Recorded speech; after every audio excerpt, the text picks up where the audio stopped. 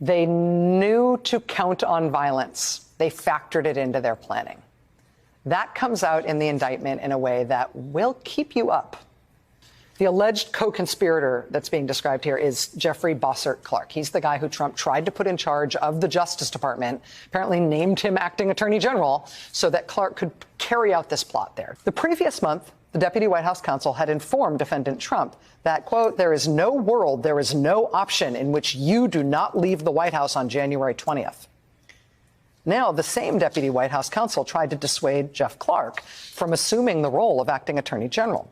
The deputy White House counsel reiterated to Clark that there had not been outcome determinative fraud in the election, and that if defendant Trump remained in office nonetheless, there would be, quote, riots in every major city in the United States. Well, that's why there's an Insurrection Act.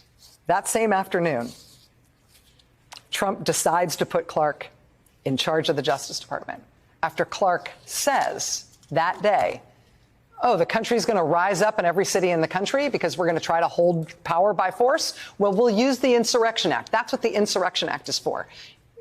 What does the Insurrection Act do? It allows the president to call up the U.S. military and use the army to take over American streets and use military force against the American people.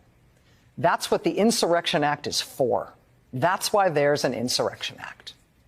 Co-conspirator 2, Trump lawyer John Eastman, acknowledged to defendant Trump's senior advisor that no court would support his proposal for overturning the election results. Trump's senior advisor told John Eastman, quote, you're going to cause riots in the streets. Eastman responded that there had previously been points in the nation's history where violence was necessary to protect the republic. On the morning of January 5th, at defendant Trump's direction, Vice President's chief of staff and the Vice President's counsel met again with Eastman. Eastman now advocated that Vice President Pence do what defendant Trump had said he preferred the day before, that Pence should unilaterally reject electors from the targeted states. During this meeting, Eastman privately acknowledged to the Vice President's counsel he hoped to prevent judicial review of this proposal because he understood it would be unanimously rejected by the U.S. Supreme Court. The Vice President's counsel expressed to Eastman that following through with the proposal would result in a, quote, disastrous situation where the election might have to be decided in the streets. Decided in the streets. Defendant Trump encouraged supporters to travel to Washington on January 6th, and he set the false expectation that the Vice President had the authority and might to use his ceremonial role at the certification proceeding to reverse the election outcome in the defendant's favor. John Eastman saying, sometimes we need violence. Hey, this might be decided in the streets. And Trump says, let's get him in the streets.